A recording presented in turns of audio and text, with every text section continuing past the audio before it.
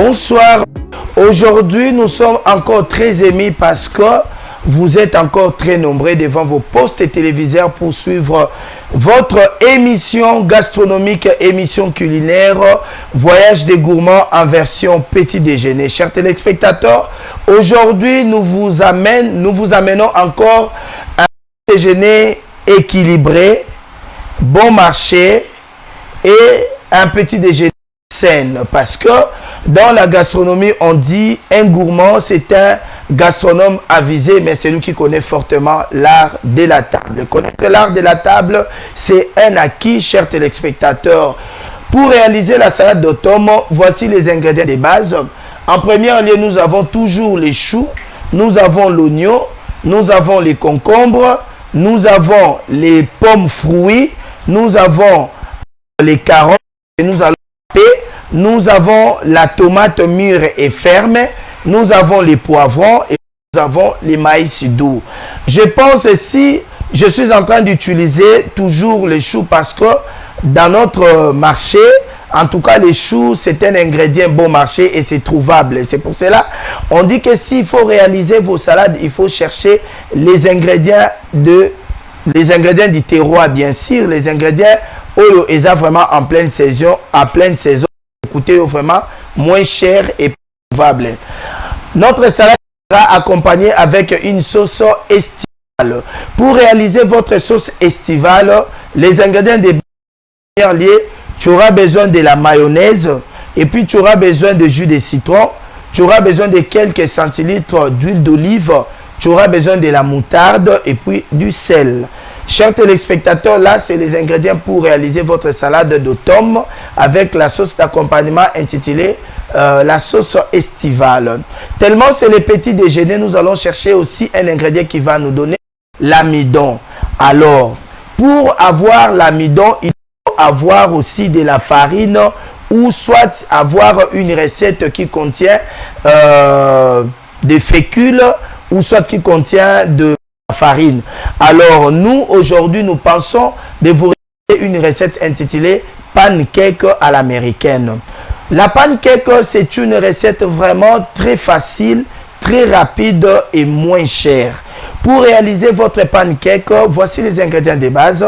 En premier lieu, de la farine, du sucre, du lait en poudre, les œufs, les sucres vanillés et puis il faut avoir le matériel ou les ustensiles.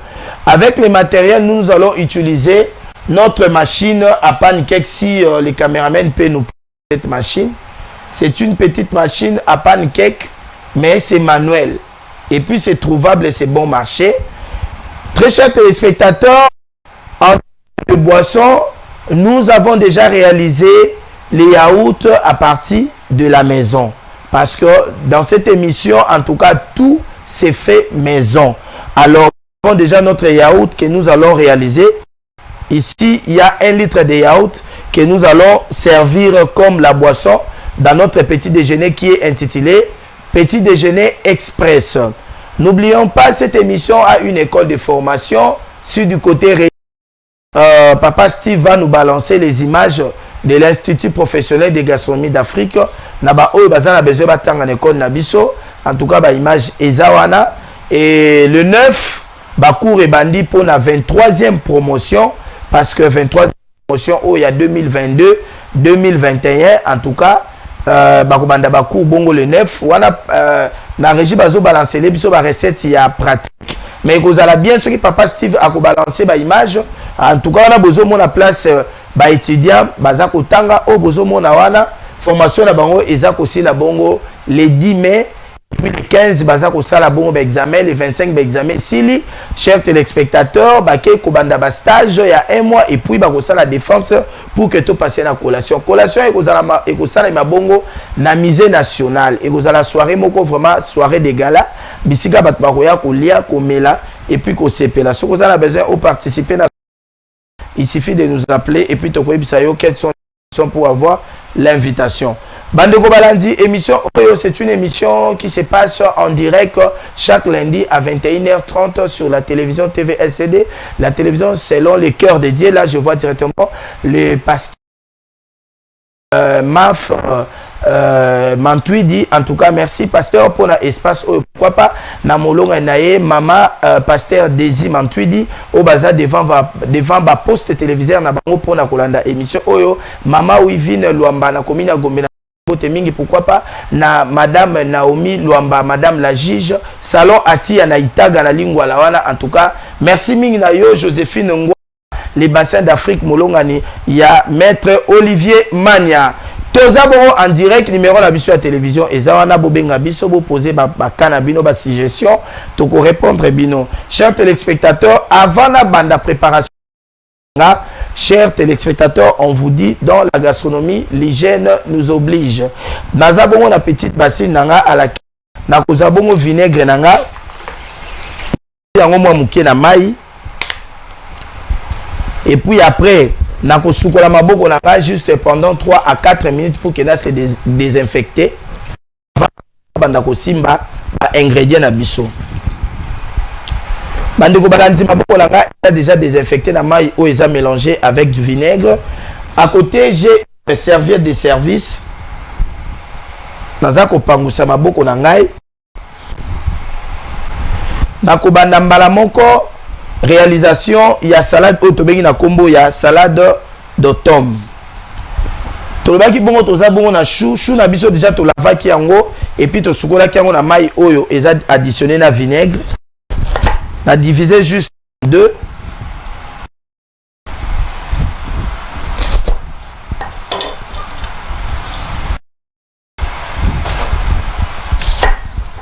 Voilà. Et après, na ko émincer chou na biso.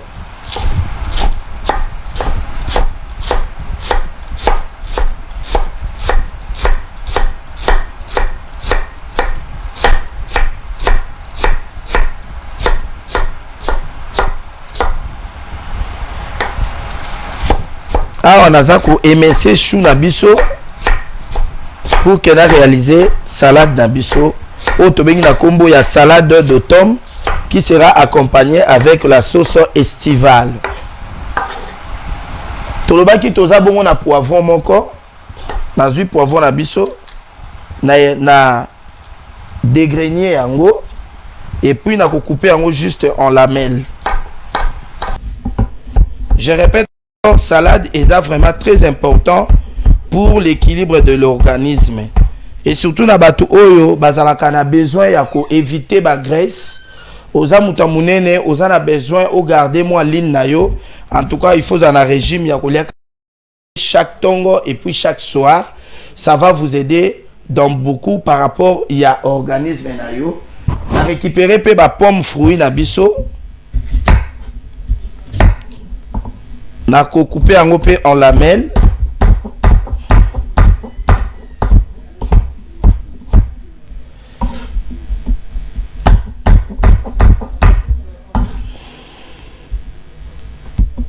Voilà. Aza ko couper la pomme fruit na biso en lamelles. Pour na ko tia yango na salade.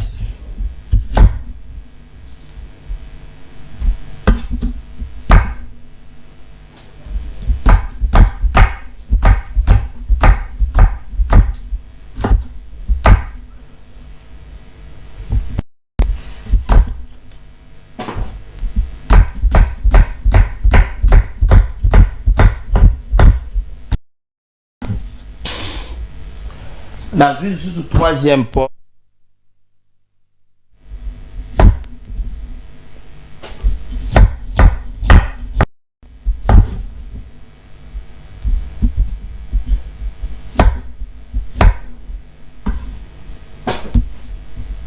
Bandeko Balandi, comme titre de rappel, émission Oyo s'est passée en direct. C'est chaque lundi sur la télévision TV LCD. Bonsoir. Bonsoir au Bengi Bissoa Pikombo na Yonani. En attendant, on continue dans la tomate. On a coupé tomate na biso pe en lamelles.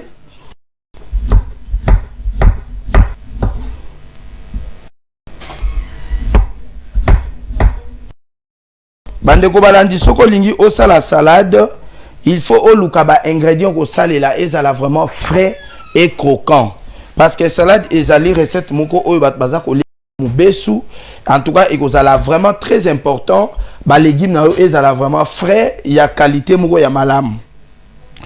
Et après, très chers téléspectateurs, na kozwa bongo un peu de sel na saupoudré na ba légumes na biso juste un tout petit peu.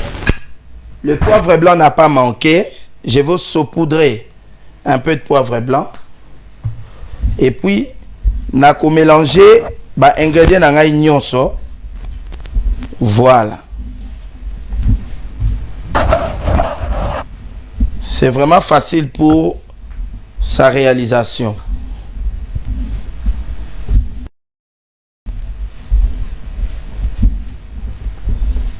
Après cet mélange,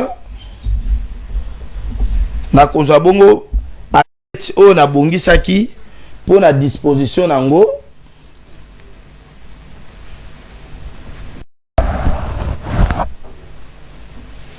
Na bandi kozwa salade nanga naza ko déposer yango na sani.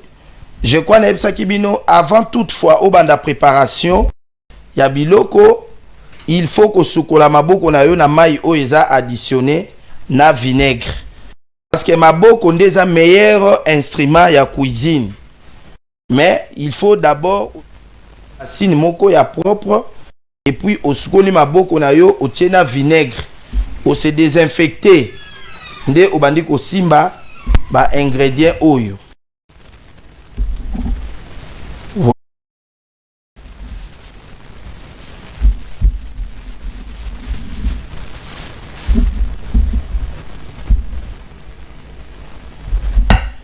Bandeko balandi na début à émission na bisaki bino pour la réalisation il y a salade d'automne avec la sauce estivale. Tu en as besoin. Il y a des carottes. Mais on a vu mon corps. On a râpé en gros grossièrement. L'icolo, il y a salade nabiso. Voilà. Les carottes d'abord pour la salade, c'est vraiment bien parce que à part sa teneur en eau et en vitamine A, D, mais ils ont sa biso texture pe lisusu ya malamu pour la présentation ya salade. Parce que la notion il faut que nos salades soient beaux à l'œil pour épais ça appui na bato yo biso tozo luka to salela. Voilà. Et après na kozwa bongo quelques grammes ya maïs doux. Na ko parsemer quelques grammes de maïs doux na salade na biso.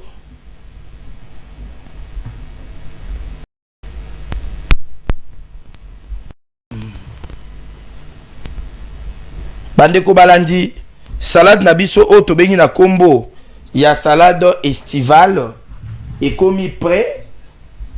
Maintenant to ko réaliser sauce oyo et ko accompagner salade na biso. Na kozwa bongo gourde na biso, gourde oyo ko permettre biso poto checker sauce. Nazwi bongo mayonnaise.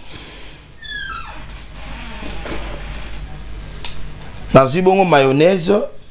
Naza ko tia yango na kati ya gourde oyo boza komona devant ba etando ike na bino.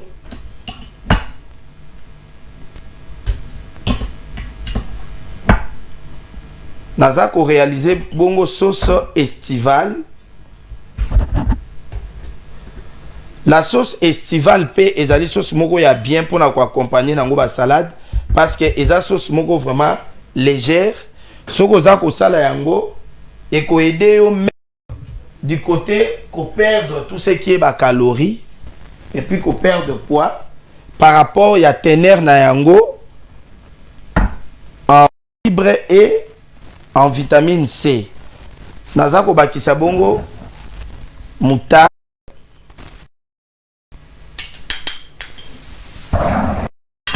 Après, na kozwa bongo jus de citron.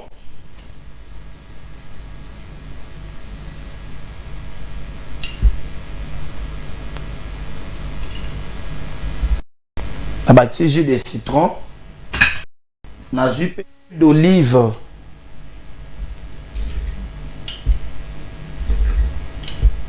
Nabati bongo huile d'olive.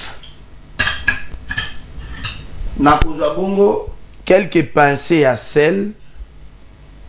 Nabaki si na sauce na biso. Na kokanga bongo gourde à checker. La gourde, ça nous permet pour bien mélanger la sauce. Babenga kango gourde checker. Et directement, je vais checker pour mélanger tous les ingrédients.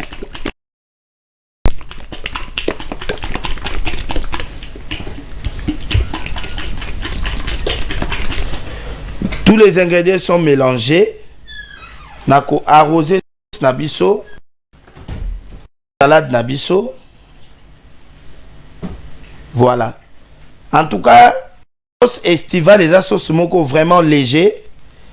Et puis, sur le plan diététique, c'est vraiment bon, surtout pour les bateaux, pour éviter mon nez. Bateau, on a besoin de garder ligne. Voilà.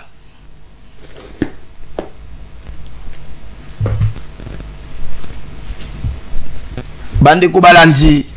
Salade tom à la sauce estivale est prêt. Je crois ceux qui papa caméraman a koki ko ben de la biso yango. Ozomon a même yango présentation yango. Comme titre de rappel na ba oba ko kuta biso moi émission et c'est tamboli ngonge tambo moke. Kombo ya salade oyo to bengi yango na kombo ya salade d'automne. Eza accompagné au bozomo na likolo wana sauce estivale. Ba ingrédients to saleli eza simple.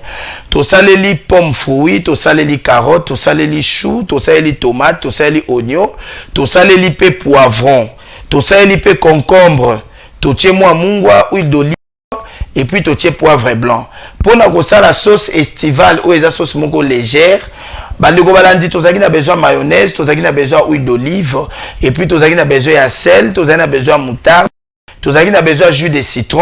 Tokende ko tiango na gourde à checker, to checker et puis to réaliser sauce estivale yango to sopi yango na salade. En tout cas la notion à salade balobi, la salade sans la sauce ce n'est qu'un mets fade. Pour tout c'est cru. Alors pour donner un peu plus de saveur, un peu plus de goût, pour enlever de la fadeur dans la salade, il faut réaliser une sauce. Comme moi, j'ai réalisé la sauce estivale. Maintenant, je vais amener la salade dans la table de présentation, là où nous allons recevoir les invités et puis nous allons continuer notre émission pour la réalisation de la recette des pancakes à l'américaine.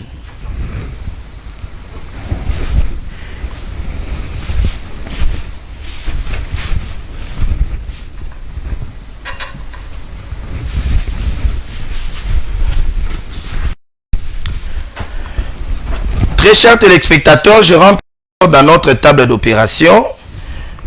Comme titre de rappel, nous sommes en direct sur la télévision TVSCD, la télévision selon les cœurs de Dieu. Je dis merci au pasteur Maf Mantouidi, en tout cas Bishop, l'homme de Dieu. Namolonga Nae, Madame Daisy Mantouidi, maman pasteur. Baza vraiment scotché branché chaque lundi à 21h30. Balandara émission Oyo voyage de gourmand en version petit déjeuner pour que maman pasteur azwa quand même ba recette yasika oya ko proposer papa na tongo. Yango toza ko na ba maman. Il est vraiment très important que papa, maman, bana bozwa ka petit déjeuner na tongo avant bobima. Petit déjeuner est un repas moko très important, surtout pour les gens qui affrontent une très longue matinée, pour enlever tout ce qui est ma fatigue, pour enlever tout ce qui est ma faiblesse, pour éviter que lobby au comment un problème il y a vision, au comment un problème il y a mikou à tout ça en tout cas ba maman bossa lelaka, ba papa ba bana avant ba kende classe pour préparer déjà table nayo de la nuit. tu prépares, tu dresses une table et la table des petits déjeuners, ça doit être très rafraîchi avec une nappe blanche. Nakanisi yango wana tozongi awa bandeko balandi tolobaki tozo sala bongo pancake à l'américaine. Ba ingrédients na biso yango na sani soki papa cameraman akobende la biso pona ko sala pancake à l'américaine. Awa toza bongo na farine et puis toza na moi sukali et puis toza na miliki et puis toza na maki, ensuite toza na sucre vanillé. Puis il faut une machine pour permettre ya kosala yango. Ce qu'on appelle la machine té ata poil na yo to benga bongo ki kalungu. Ça peut aussi faire l'affaire, mais c'est très important d'avoir quand même le machine et surtout la cuisine a été déjà modernisée depuis 20e siècle. Il y avait déjà des matériels de la cuisine, donc ba maman, ba papa, ba jeune fille, ba jeune garçon ba linga kolia bien, ba o nyoso pe bazana besoin en école na biso ya formation numéro ezawana affiché bientôt là tozo banda nouvelle session baku ezo banda pona IPGA baku ezo banda bongo le 9 mai à partir à 8h parce que déjà c'est pas ça qui va inscription na yo tozo landa biso. En tout cas appelez-nous pour avoir encore plus de renseignements et puis le 9 mai et permettre yo oya kotanga toye awa tolobi tozo sala bongo pancake à l'américaine. Farine na biso ezawana, sucre na biso ezawana, miliki na biso ezawana, ki na biso ezawana et puis sucre vanillé ezawana. Balandi lokola émission eza en direct, to sangisaki déjà ba ingrédients. Ba ingrédients nyonso to sangisaki yango to tiaki mai na kati ya bassine et puis to zi farine to tie sucre, to tie milk, to tie maki, to tie sucre vanillé et puis to jusqu'au bakisa levure boulanger. En tout cas bobo salate ko bakisa levure boulanger na moi muke ya levure chimique arrive wana sangisi yango bien na et ko permet bino bozwa résultat ya pâte oyo bozomona voilà et ko permettre yo ozwa résultat ya pâte oyo voilà pâte oyo nde eza mélange farine sukali maki miliki et puis sucre vanillé toyaki kotia moi levure boulanger mu na moi levure chimique mukie. En tout cas et permettre surtout soit pâte ya pancake à l'américaine. Yango toza ko senga na bino bandeko bobenga biso soki si je suis ezali toza wana avec pour na ko répondre na ba besoin na bino nyonso. Voilà. Nazui bongo machine nanga ya pancake na déposer na moto na tiki yango échauffer parce qu'il faut échauffer. Si vous avez la machine OYOT manuel, tu peux utiliser la poêle. Donc c'est-à-dire au tiango na moto et chauffer vraiment et puis au meki un peu ko huiler yango moi mukie ou bien ko kipe ko béré soko lingaka beurre, mais moi je préfère plus d'utiliser l'huile parce que l'huile c'est plus léger et puis c'est plus détachable. Tant oza ko sala ba pancake na yo. Voilà, machine na biso eza ko chauffer. Pâte na biso pe déjà to élaborer qui déjà très bien pâte. Nanda ko oza ko landa biso soko yango ozu farine, ozu maki, ozu miliki, ozu sucre vanillé et puis na levure chimique, na levure boulanger. Bonsoir. Donc voilà. Toza ko continuer émission na biso.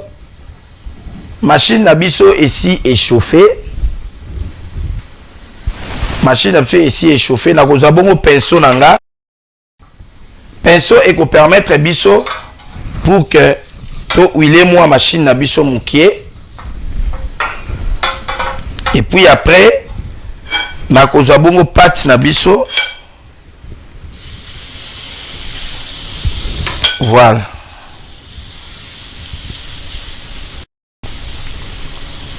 Bandeko balandi et surtout mikolo yo mapa ici comme cher.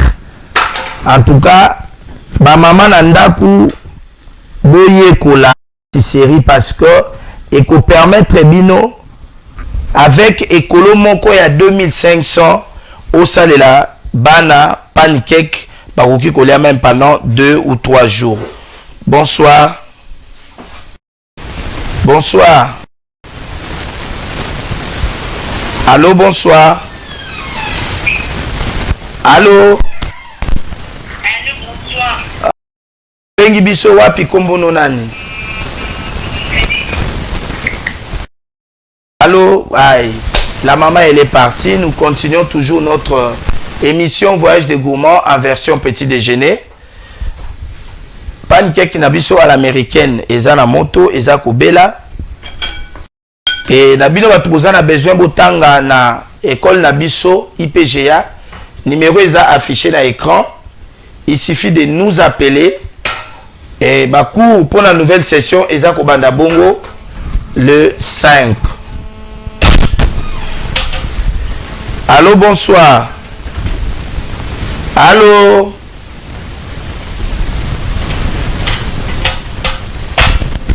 Allô, bonsoir. Allô, bonsoir. Allô. Oui, bonsoir. Allô.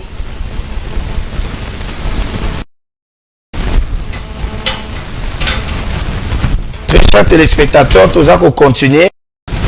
Cuisson, il y a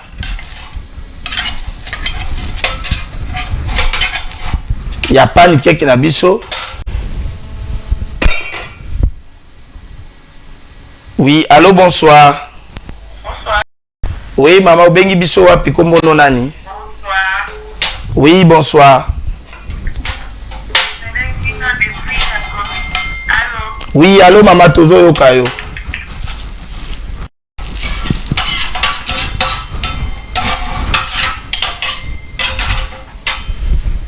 Oui, allô. Allô, allô, allô. Allô, bonsoir. Bonsoir, maman. Je voulais seulement poser la question. Oh. Vanillé ou vanillé? C'est les sucres vanillés. C'est les sucres vanillés. Vanillé, sucre vanillé. Ça va bien. Ok.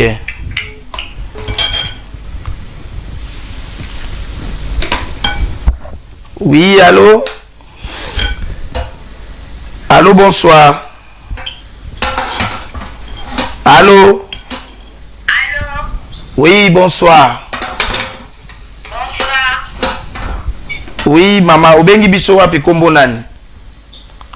Nabengi bino ya kopi na Kingasani. Topesi bana nyonso ya commune ya Kingasani, quartier Kingasani. Kingasani ezala quartier, hein? Topesi bana quartier Kingasani mbote. Allô? Ma pâte eza farine, eza maki, eza sucre vanillé et puis miliki, na levure chimique, na levure boulanger maï. Et en espèce biso ba résultat, il y a ba pancake à l'américaine, je crois ce qui caméra de la biswango. Voilà. Merci beaucoup. Ah, donc tout ça qu'on continue préparation, il y a ba pancake na biso. Sur le moni moto kasi, tu peux prendre aussi green au déposer aux machines à pancake au likolo. Juste pour ils en contact direct te la source ya chaleur parce que banda kozi ki sayango. Donc so ngebi makito ko makasi, il faut au mekampe ko la méthode biso tout ça ko sale là. Donc au cause mbabu makala, makala moko ya moko. Makala est chauffé. Ozu kaka etumbeli o to tumbelaka mbisi. Otie likolo nango après machine na yo to pe ki kalungo za ko saela. Otie pona écart ezala ya makasi entre source ya chaleur na ustensile to pe poil oza ko salela. Oui, bonsoir. Bonsoir, oui maman. Bengi biso wapi kombo nani? Allô?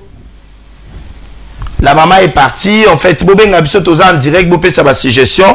To sali recette ya pancake à l'américaine, tu quand même en cause de la biso yango pour la petit déjeuner parce que on suppose que map est commis vraiment cher et tozo ko ka souste alors il y a on a to avec écolo moko ya farine, tu pancake et puis ba tu pas zuper ba saleli petit déjeuner na bango na tongo. Oui, allô, bonsoir.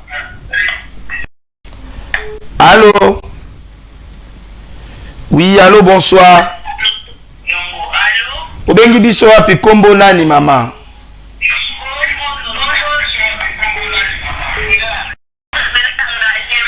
Obengi na commune ya Ngalema. Allô? Oui. Oui, maman. Farine oyo, on a besoin d'ingrédients 6. Donc, liboso, on a besoin de farine. Après, on a besoin de sucre. On a besoin de miliki. On a besoin de maki. On a besoin de maï. Et puis, on a la sucre vanillé. On baki si les sous na levure chimique, na levure boulanger. On sangi si on a ensemble. Pâte na yo ezala vraiment homogène. Ndenge ça, ce qui quand même amène à cause de so pâte moko homogène. Nde obandi ko réaliser ba pancake à l'américaine na yo. Atala mbabulo ko sala même na kikalungu oko sala mais moto ezala mingi te. Voilà, yango na ma qui va de la biso yango. Voilà, ça donne une très belle texture, une très belle couleur. Voilà. Pancake à l'américaine à biso yango yo. C'est bien présenté.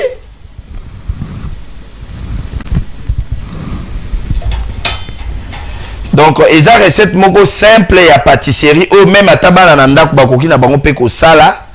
Et to réalisant c'est parce que total que pas namboka na biso ekomi moins cher.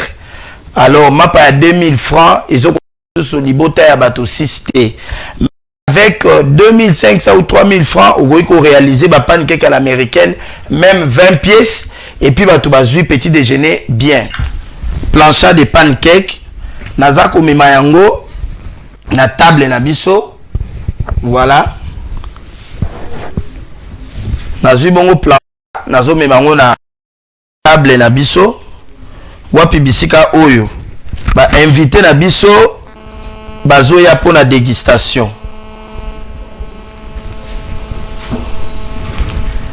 Voilà. Donc comme titre de rappel, aujourd'hui nous avons réalisé un petit déjeuner express et bon marché. Toza juste la pancake à l'américaine, to sali ensemble nabino. Toza na salade estivale, salade d'automne accompagnée avec une sauce estivale. Et puis toza pe na yaou. Yaou oyo chers téléspectateurs, tokende ko sala ngo biso moko. Parce que avec le monde actuel, ça demande, il faut koyeba comment ko transformer. Tout ça qui yaou na biso moko pour que tu servir à un petit déjeuner. Donc petit déjeuner, il faut pas mélatif. Non. Yaou soit avec du jus. En tout cas, ça peut accompagner comme une boisson dans la table. Donc voilà. Yaou na biso ezana à côté. Pour plus de présentation, na tiango na katikati ya plancha na biso. Voilà.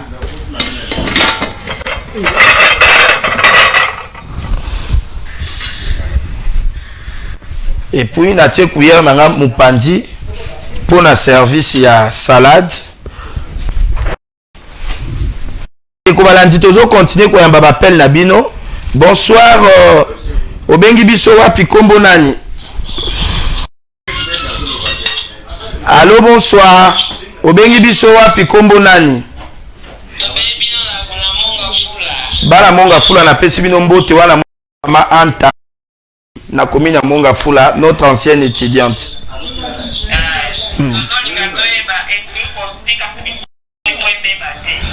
En tout cas avec donc 3 jours au saliango au tiango na kati ya bac moko au zipi yango bien pendant 3 jours boko bandolia na bino sans problème. Donc voilà. Merci beaucoup. Merci maman. Toza Kobenga ba invité na biso pour que ba regagner table parce que la table est prête. Donc voilà. Les lots sali bongo petit déjeuner express. Oyo eza bongo composé na ba recette comme pancake à l'américaine et puis salade d'automne à la sauce estivale et avec les yaourts. Donc tout ça ce sont des produits faits maison ou biso bongo to réalisé yango toza ko senga na bino bato bozana besoin bo apprendre école na bino ya formation eza wana IPG cours eza ko banda bongo le 9 mai à partir à 8h boya kotanga tozwami bongo na commune ya Kasavubu na avenue Kasavubu numéro 82 na coin ya Chaba école eza wana IPGA. Ça fait déjà 10 ans 12 que nous avons commencé la formation.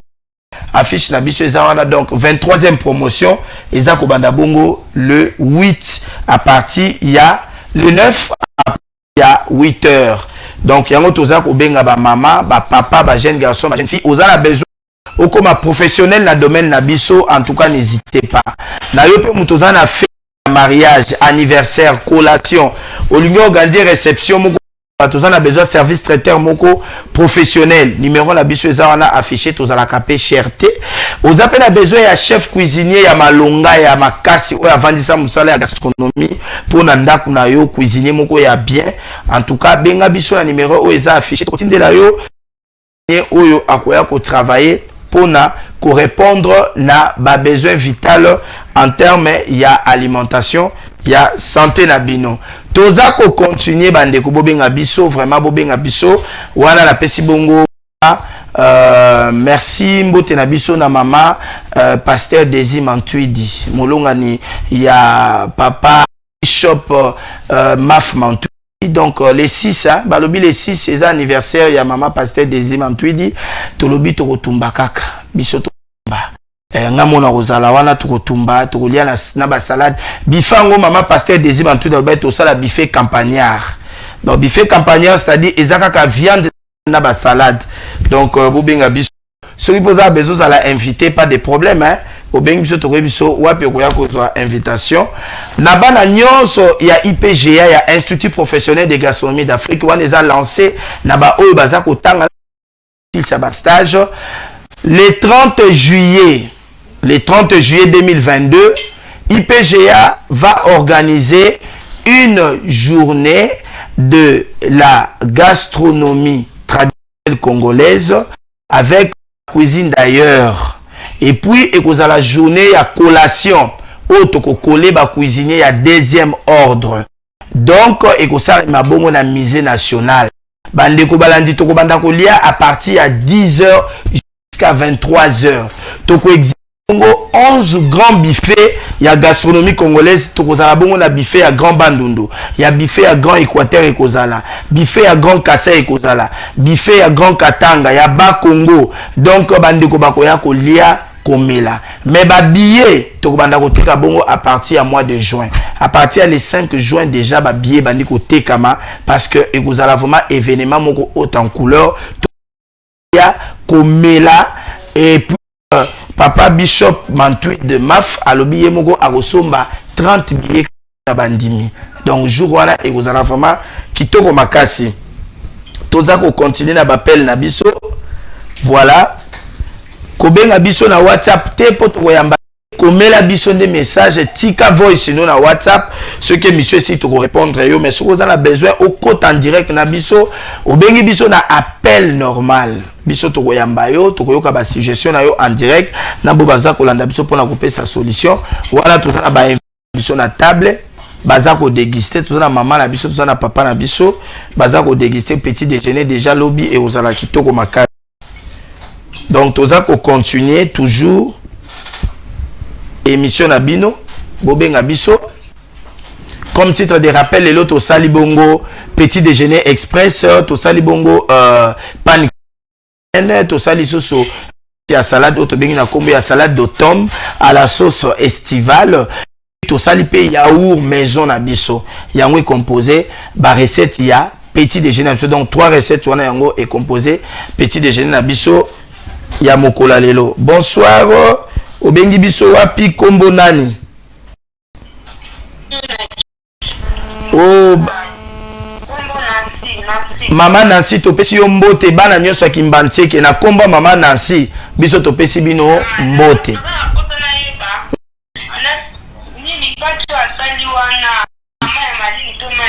Mai ka normal ya pompe, mai ya moto te, mai normal ka ya pompe. Donc tango sali obandi pe mbala moko réaliser recette. Donc il ne faut pas attendre, oui. Donc voilà. Chaque lundi à partir à 21h30, la télévision TVSCD. Donc chaque lundi à 21h30, rediffusé au Salama. Papa Steve, rediffusé à lobby à partir à 7h, rediffusion émission. Donc voilà. Merci maman. Toza ko senga ba soutien na bino na kanisi émission oyo po ezala kakaka. Ezo senga ba moyens financiers. Batamite mama la mo basunga ka chaque lundi. Toza na besoin il y a quelque chose pour na komema ba recette ya. Yango toza ko senga na ba mama ba jeune garçon ba jeune fille. Numéro na biso eza wana affiché eza bongo na Orange Money. Pourquoi pas au soutenir pour mayelo toza ko la kiseza pour na esunga bino ba toza ko landa biso na ba mayelo biso to tangeli to boyi ko bomba yango pona biso moko to ye ko tiango pona la population congolaise. En tout cas merci mingi na bandeko o baza ko landa biso na kati ba invité baza ko koba papa. Donc voilà to yamba appel na biso. Bonsoir Pikombo nani? Mama Benedict bana nyonso ya njili na kombo ya mama Benedict to pesi bino ba bonsoir na bino.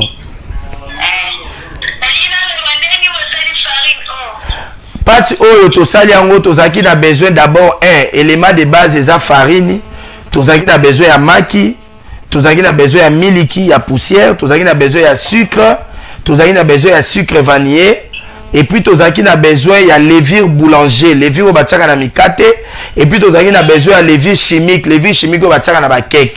Na mai nde tosangisi to baloli epesi biso pâte moko homogène pour to ça la recette boza komona na ba etando ike na bino to bengi na kombo ya pancake à l'américaine to sali yango parce que to moni mapa et comme tellement cher. Donc tozo ko kalisusu te yango na to sengi yango to ye na recette yo pour et permettre yo atteindre ekolo moko farine au sali ba sali ni ba petit. Donc voilà yango wana. Oh, obeni biso wapi kombo nani?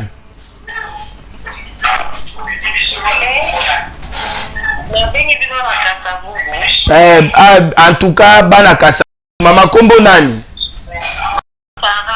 Mama Sarah na commune Kasavubu to pesi mbote école na bino IPGA pe zwami bongo na Kasavubu na Prince Kasavubu na kwa ya Shaba et Kasavubu eza siège au place le Kanaka. Kasavubu eza siège au place école au ezali. Ah.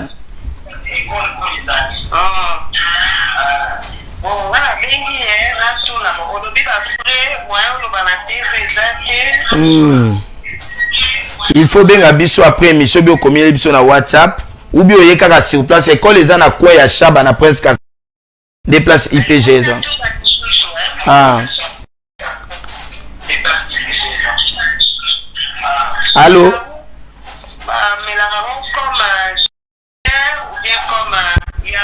Oui. Yaou, okoki kozongo comme dessert après avoir mangé les repas consistants. Parce que ils ont mis sucré. Yaou, okoki kozongo comme boisson na petit déjeuner. Donc petit déjeuner okoki ko melana o titende to melaka mais avec yaou na yo otie map otie omelette na yo na kati, ça aussi c'est un petit déjeuner. Et passé. Okoki kozwaka yaou ozwi map opakoli manteka o to bengaka bleba. Observer mon petit déjeuner et passe. Donc voilà. Merci beaucoup. Merci maman. Bonsoir.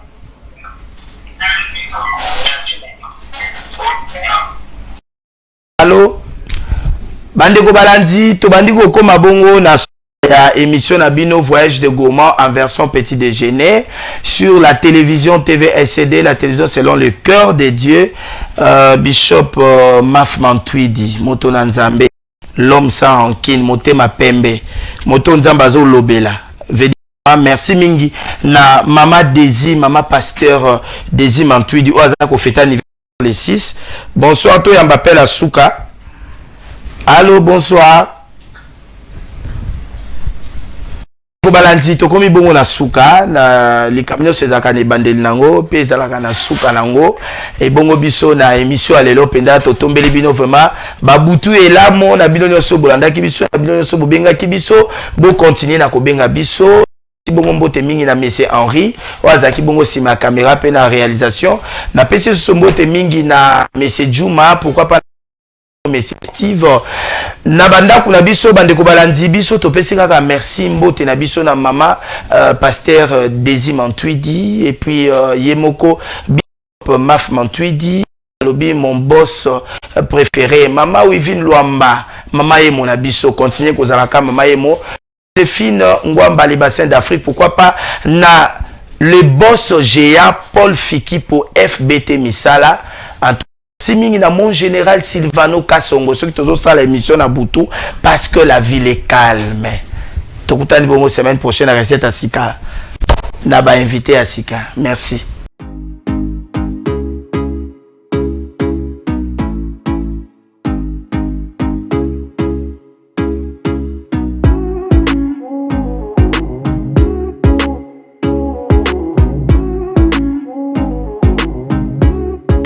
Tozande awa Viron Nzambi Nkumu Africa TV Mon entier Bolanda Ezaka moko Nkumu Africa TV Bo s'abonner bele. Merci à la population, abonnez-vous dans Nkumu Africa télévision Kitoko. Voilà ma vérité. Nkumu Africa TV Bo s'abonner massivement. Baïbalingara Serge Bo s'abonner dans Nkumu Africa TV. Cabinet cosmétologique Dr Guilain le Bourgeois. Zambé à le poso. Au combat qui la poso le quoi ya nyama, le kola ya nkewa, lo kese topengando. Dr Guilain le Bourgeois azo zongi sa poso na o neti na film. Pour être belle et naturelle, fréquentez Guilain le Bourgeois. J'ai ma taille et ma peau, mon secret c'est Guilain le Bourgeois. Dieu de la peau. Guilain le Bourgeois pour voir le poso. Pour vivre parce que pour ils ont besoin, ils ont place dans mon corps. Pour faire des benda beauté. Olingi bando benda beauté. On a la peau à bébé. On a vraiment taille bien. Tibeleza malunga fumam. Cabinet cosmétologique Dr Guilain le Bourgeois. Une réponse potentielle à toutes les peaux malades.